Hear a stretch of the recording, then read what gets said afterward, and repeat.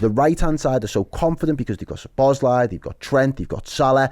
They're so cohesive in the way that they move, and the fluidity. Harvey Elliott can be dropped in there as well. He can make an impact. They seem to have that unit locked off. They will still have poor games. That's fine. But in terms of the confidence that's afforded to them, they take their chances more often than not because of the quality that they've got.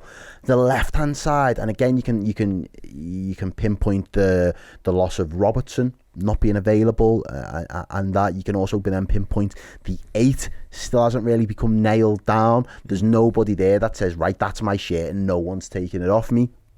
And then there's the question marks over Luis Diaz for me, and for whatever that question mark is, it's now compounded itself. We've got that compounded effect of the Robertson issue, the 8 issue in midfield, the Luis Diaz not being as effective. It's all come to a head to a point where there's a drop off now.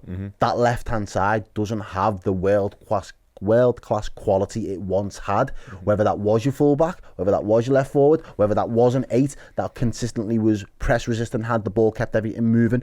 It's had so much surgery over the last 2 years that we're looking at a new left hand side, wanting something new, but it's not delivering anything that we can really say that's the hallmark of our left hand side. I know what it does now. I know what it offers and what it delivers to us. In seasons gone past, we knew what the quality was. We knew what the outlet was. We knew how we operated down that left hand side. Right now, I couldn't actually tell you what the plan is. It looks like when we get it, we either want to cut back onto the inside, we want to go right down through the middle, or we want to, it's almost a decoy. We're going to use the left hand side to draw people across. Then that gives us space on the right hand side. Let's move the ball around to the right and let's start an attack down there.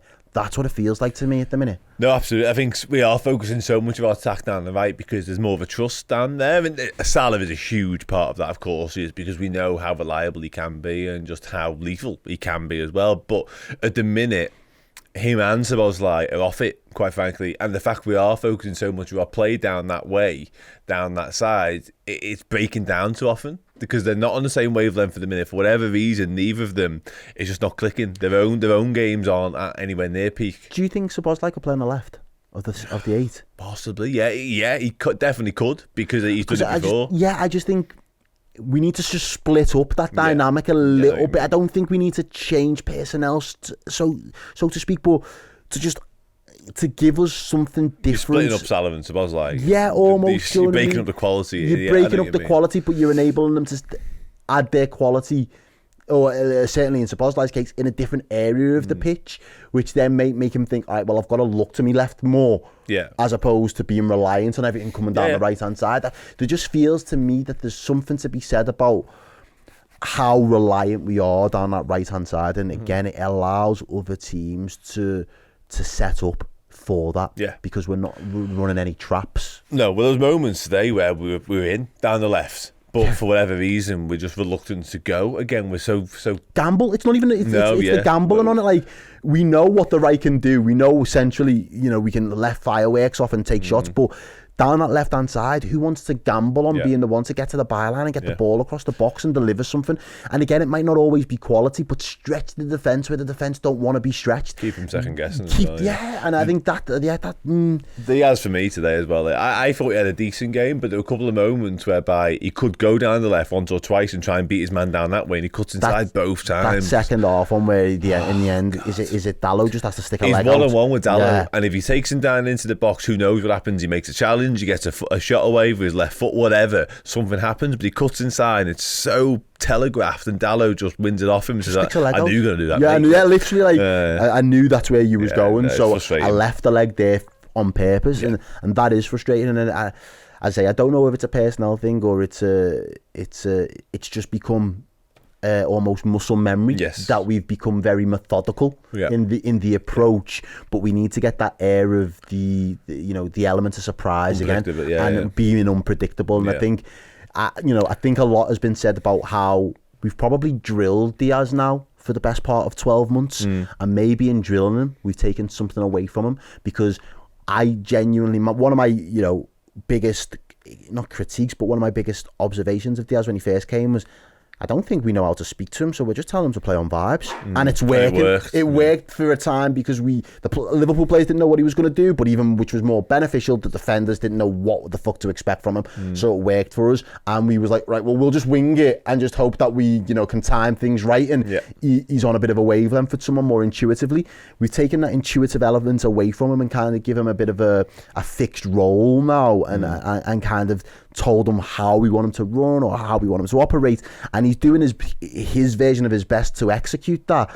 But it really is taking that element of surprise away from his game, which was so raw and like there was so much energy to it. And as I say, he would twist two defenders. You could double up on him, and he'd twist two defenders and still create space for someone somewhere else. And at the minute, it just feels as though either that's been restricted or it's now lacking in his game, and it's becoming a bit of a hindrance to us because, as I say, it then means we are more overly reliant on what we can deliver and what we can produce from that right hand side, mate. Yeah, absolutely. He's lost that X factor, hasn't he, for whatever reason. I remember, was it the Cardiff game when he brought the ball down in mid-air doing like a flick and stuff like that, and he had that to it. He had that samba, that style and that flair, and for whatever reason, the panache, baby. I don't know whether it's confidence, whether it's the injury, whether it's what's going on recently. I don't know what it is, but it just hasn't been there for quite some time now. I agree, and it's a shame because he was a joy to watch, and I'm sure he can be again. While we're talking about Liverpool losing that little bit of X factor, that little bit of quality, we've spoken many times this season about Liverpool's firepower and just how blessed we are in the attacking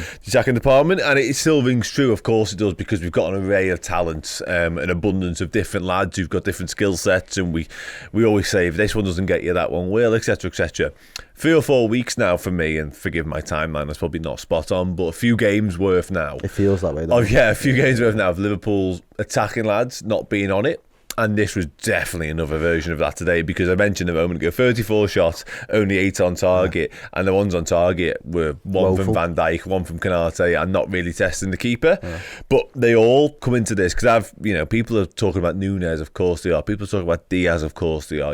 But ultimately, throw Salah in there. You've got to throw more. That's it. You've got all of them. They've all. They've all fell short. Gakpo's goal scoring record isn't great, certainly in the Premier League. Darwin Núñez likewise. Yep. Someone put in the chat there, 4 from 16 or something. It's blunt. It's blunt. It's toothless. It's blunt. And we're missing Diogo Jota. Well, and then you miss someone who is the clutch in front of goal as well. So that does add the insult to injury there for you. And I think I've been probably the most vocal about where I think our qualities have been for us all season is the attacking line. I don't know what to expect from the midfield. I think the defence is still question marks, but my attack and my goalkeeper are what I'm putting my bank on. Do you know what I mean? And I think that's where my frustration is becoming more, even clearer for me, because you expect one of them. Yes. Two can have an off game as long as one's on. We're all good. We only need one of them to be on it. And at the minute, they're all playing with, not even within themselves, they're all playing under par. They're not playing to the level. By some way as well. By some way. I think the distraction to the milestone that Salah was on, it was easy to say it's because he's trying to get his 200th goal. That's the excuse. Now that excuse is no longer there because he's got it. What's the excuse now for these performances? I've said it for a number of weeks.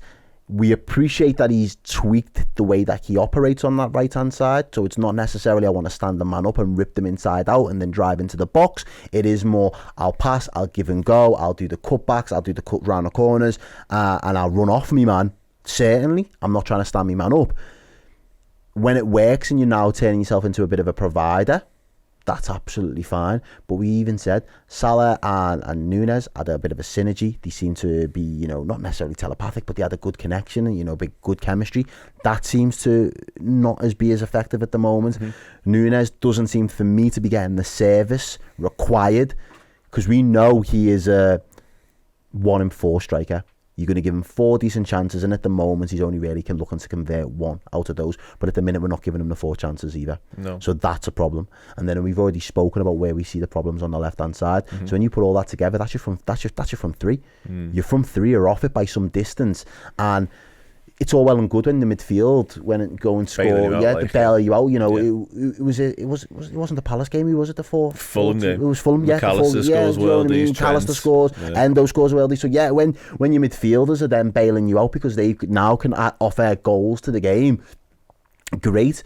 But when you need to rely on your forwards to do their job at the moment, you look at it and you think you expect Salah to do it on history. I'm not expecting him to do it on form. Same with Núñez. Núñez is one for me at the moment. If we don't create those 4 chances, I don't expect him to score. And Diaz, even more so. I don't know what your end product is supposed to be for this team. Are you supposed to be the end product that is the provider, which in the situation with Dalot, you're supposed to cut out and take him on the outside then, mate. Yeah. You're not trying to get in. It's too congested and you're turning... We said it even on the watch-along. You turned into 3 bodies. Yeah. There was nobody but space on the outside, but you turned into bodies. Are you the finisher? Because you've scored a couple with your head, you've got a bit of a finish on you, but we're not creating anything on that left-hand side. Nothing's fallen in that space on the left-hand side where you're going to be on the end of it. So I've got more questions than real answers at the moment because nobody is being put themselves in a position to execute and nobody's taking it amongst themselves to say, I'm going to be the goal-getter. So we're struggling at the minute massively. And that's not to say that it won't just spark into life and it won't all come good. But we need new patterns of play. We need to find new ways and creative ways to break down teams. And we need to start playing some sensible football again, mate, where we are actually being effective in those clinical areas where actually the ball, like Salah, I knew when he cut through the middle, he's went through the middle because he's not getting any joy on the right-hand side. He's come through the middle to get a chance. That's fine. I don't have a problem with you changing your runs to try and create something to get the chance.